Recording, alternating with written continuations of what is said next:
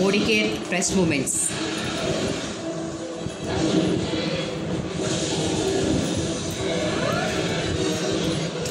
ఓకేనా?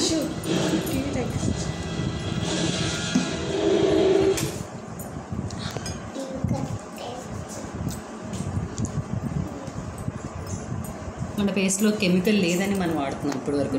మనం వాడి ప్రతి పేస్ట్ కూడా పిల్లలకు కూడా వాడతాం కెమికల్ లేదు అనుకొని. ఎందుకంటే అన్ని పేస్ట్లు మంచి. యాక్చువల్గా ప్రతి పేస్ట్ కూడా మనం టీవీలో చూసి అడ్వర్టైజ్మెంట్ చూసే కొనుక్కుంటాం. ప్రతిదీ ఎక్కువ ఆసక్తి చూపించే జనాలు దానికోసం. ఇది కెమికల్, ఇది కెమికలే కదా.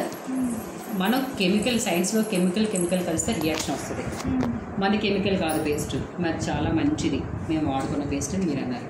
ఓకేనా? అంటే మనం వాడుకునేది మీరైనా కాదు, మనమైనా ఎవరైనా ప్రతి ఒక్కరు కూడా మంచిదనే వాడుకుంటాం.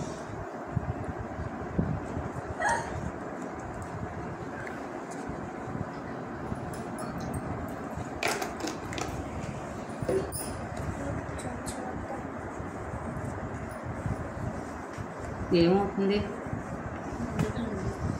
పొంగుతుందా?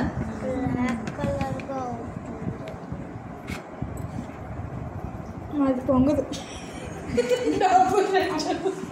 ఎందుకు పొంగదు? ఫోమింగ్ కదా? ఫోమింగ్ వస్తుందా?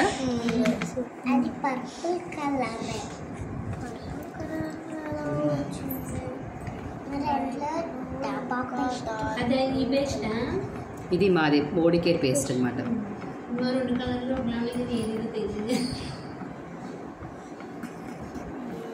కెమికల్లో కలవట్లేదు, గమనించారు మీరు? అంటే మీరు వాడి పేస్ట్లో ఏముంది? కెమికల్ ఉంది. మనకు తెలియకుండానే మన పిల్లలకి విషయం మనమే పెడుతున్నాం. అవునా కదా? రోజు బ్రష్ చేయించి రుద్దించేస్తాం. బాగా రుద్దండి అమ్మ, బాగా రుద్దండి, రుద్దితే బాగా పళ్ళు నీట్గా వచ్చేది అంటాం. కానీ మనం డైలీ మనకు తెలియకుండానే మనం పొట్టలో కూడా విషయం వెళ్తుంది, మన పిల్లల పట్టులోకి అలా అలా అలా లోపల ఇన్నిటిలో కెమికల్ ఉంటుంది. మనం పేస్ట్ తెచ్చుకునేటప్పుడు అసలు దాని వెనకాతలు ఏముందో, అందులో ఏం కలుపుతున్నారు అవన్నీ అసలు మనకు అనవసరం. ఏదో టీవీలో చూస్తాం, అక్కడ చూస్తాడు అడ్వర్టైజ్మెంట్ బాగా నీట్గా వచ్చేస్తుంది, మీరు తెచ్చుకొని వాడతాం అంతే మనం. అది పేస్ట్. మా పేస్ట్లో కెమికల్ లేదు, బయోసేఫ్. మాది ప్రతిదీ కూడా బయోసేఫ్, కెమికల్ లేని, ఈకో ఫ్రెండ్లీ. అది మా మోడీ కేర్ కంపెనీది ఏదైనా సరే ఈకో ఫ్రెండ్లీ అనమాట. ఇందులో ఒక 4 టైప్స్ ఆఫ్ పేస్టెస్ ఉన్నాయి. కొంతమంది కొన్ని ఇది వాడతారు, కొంతమంది జెల్ టైప్లో వాడతారు. ఇలా ఎవరు ఎలా వాడుకుంటే దానికి రిలేటెడ్గా మన దాంట్లో ప్రొడక్ట్స్ ఉన్నాయి అన్నమాట. ఓకే. బియాండ్ బ్లూ, ఇది ఈ సామాన్లు కూడా కడుక్కోవచ్చు, బాత్రూమ్లు కూడా కడుక్కోవచ్చు అనమాట. మెయిన్ దీని ఉద్దేశం ఏంటి? కెమికల్ తీసేయడమే దీని ఉద్దేశం. హార్పిక్ని మనం చేతితో ముట్టుకుంటామా? హార్పిక్ని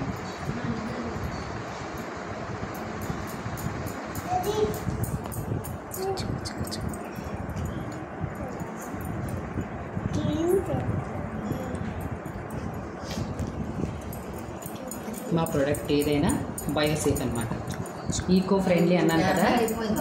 షేప్తో కూడా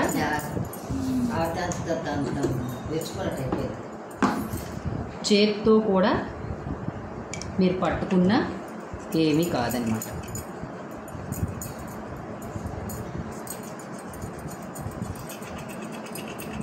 నేను జస్ట్ ఒక ఫింగర్ మాత్రమే యూజ్ చేస్తున్నాను. ఇక్కడ పీస్ పెట్టలేదు, ఏమీ పెట్టలేదు. గమనించారు మీరు?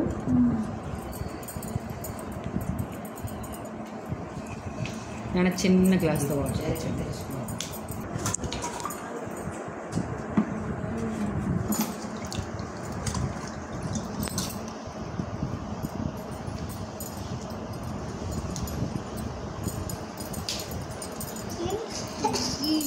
ఫస్ట్ ఇచ్చినప్పుడు ఎలా ఉంది మీరు? ఇలా వస్తాయి అన్నమాట.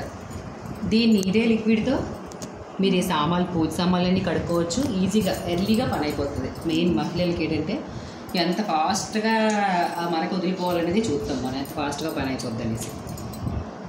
తర్వాత వాష్ బేసిన్స్ ఉంటాయి కదా మనం, అందులో కూడా జస్ట్ ఒక వేసేసి చేతికైనా స్ప్రెడ్ చేసేసి ఒక 5 minutes అలా వదిలేసి నీట్గా ఫ్రెష్ పెడుతుంది పీస్ పెట్టేసి నీళ్ళు తీసుకుంటే వాష్ బేసిన్స్ మెరిసిపోతాయి అన్నమాట. ఇక్కడ ఎంత క్లీన్గా ఉన్నాయో అంత క్లీన్గా వస్తాయి అన్నమాట. ఇప్పుడు కిచెన్లోకి వెళ్దాం ఒకసారి.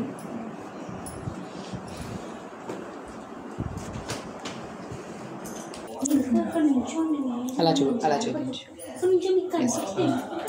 అంటే మనం ఇది వాడక ముందు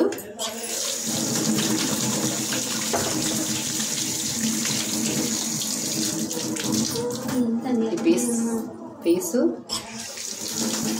ఏ సోపు లేకుండా క్లీన్గా ఉంది కదా. ఈ ఎలా ఉన్నాయి, మురుగ్గా ఉన్నాయి కదా. ఇవన్నీ ఉప్పు పట్టేసి, మెయిన్ మన శుద్ధ వాటర్ కాబట్టి స్పిక్ అండ్ స్పాన్ అంటారు.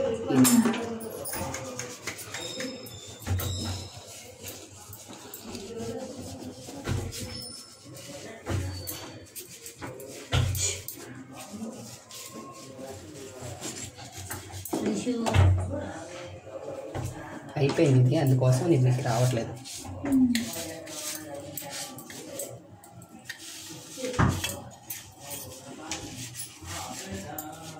అప్లై చేసి ఒక్క 1 minute.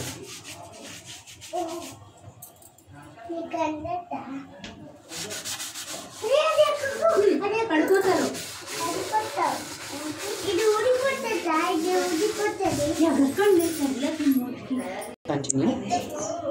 మన ప్రొడక్ట్ పెట్టాం కదా ఇప్పుడు.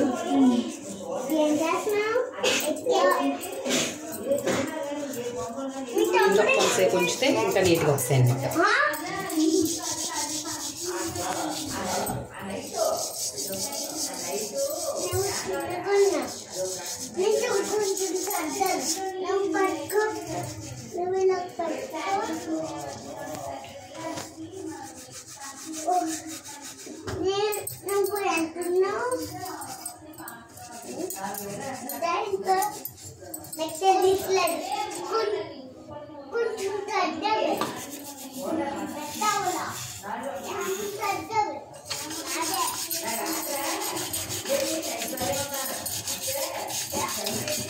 మెయిన్ మనకి శుద్ధ వాటర్ ఎక్కువ చాలా ఉంటుంది.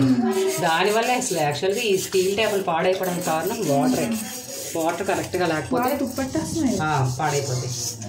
మనం ఎంత క్లీన్ చేసినా నీట్గా రావన్నమాట. కింద రుద్దను, పైన రుద్దను, ఎందుకంటే అది ఎలా ఉందని తెలియదండి.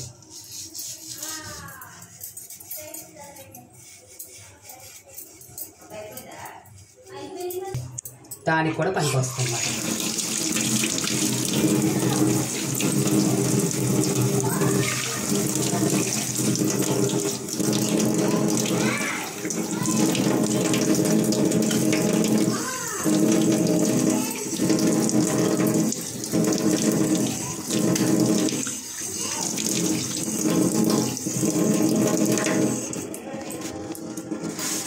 ఇక్కడ కూడా రుద్దాయి కదా.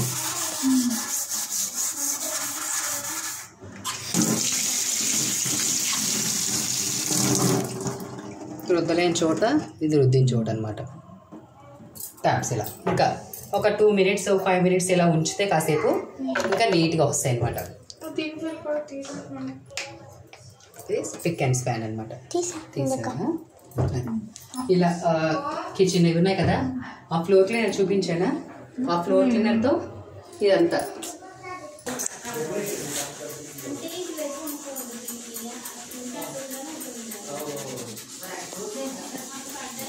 మరకపోయిందా, ఇవన్నీ నీట్గా వచ్చేస్తాయి అనమాట.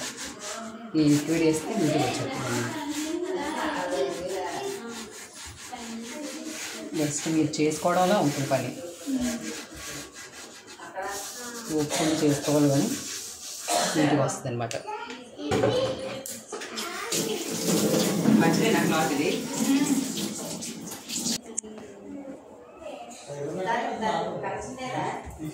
ఇక్కడికి చూడండి డిఫరెన్స్. ఇది ఎలా ఉంది, ఇలా వస్తుంది.